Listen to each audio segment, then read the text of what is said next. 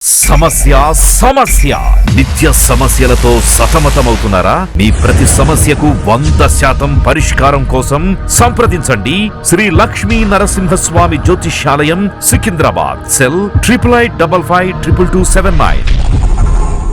నమస్తే.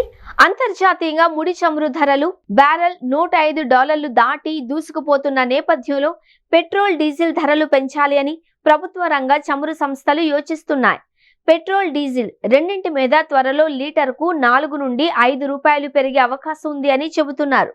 వంట గ్యాస్ ధరలు కూడా సిలిండర్కు 40 నుంచి 50 రూపాయలు పెరిగే అవకాశం ఉంది. ఈ నెల 15 లోపే పెంపు ప్రకటన వస్తుంది అని అంచనా వేస్తున్నారు. ఇరాన్ దగ్గర ఉన్న యురేనియం నిల్వలు మొత్తాన్ని స్వాధీనం చేసుకునే వరకు యుద్ధం ఆగదు అని ఇజ్రాయెల్ ప్రధాని నెతన్యాహు ప్రకటించారు.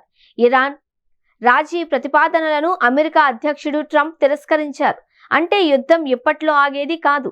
చమురు నౌకల రాకపోకలకు కీలకమైన హర్మూజ్ జలసంధి ఇప్పట్లో తెలుసుకునేది లేదు.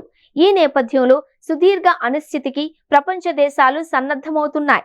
భారత ప్రభుత్వం కూడా చమురు ధరల భారాన్ని ప్రజల మీద వేసేందుకు సిద్ధమవుతోంది. అయితే పెరుగుదల ఒకేసారి కాకుండా దశల వారీగా ఉంటుంది అని సంకేతాలు వస్తున్నాయి. తొలి దశలో 4 నుండి 5 రూపాయలు పెంచే అవకాశం ఉంది. ఆ తర్వాత నష్టం పూడే వరకు 2 నుండి 4 రూపాయల చొప్పున పెంచుకుంటూ వెడతారు. ప్రస్తుతం ప్రభుత్వ రంగ చమురు సంస్థలకు నెలకు 30,000 కోట్లు నష్టం వస్తోంది. ముడి చమురు ధరలు మరింత పెరిగితే ఈ నష్టం మరింత అధికంగా ఉంటుంది.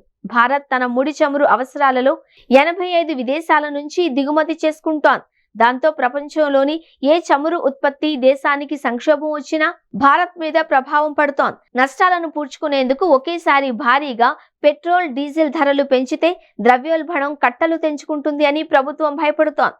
అందుకే పెంపుదల దశల వారీగా చేపడతారు. పెట్రోల్ ధరలు పెరిగితే రవాణా ఛార్జీలు పెరుగుతాయి. ఫలితంగా అన్నింటి ధరలు పెరుగుతాయి. మొత్తం ఆర్థిక వ్యవస్థ మీద దాని ప్రభావం ఉంటుంది. ఆయిల్ ధరలు పెరగడం, రూపాయి పతనంతో దిగుమతి ఖర్చు పెరగడంతో భారత్పై డబుల్ ఇంపాక్ట్ పడుతోంది.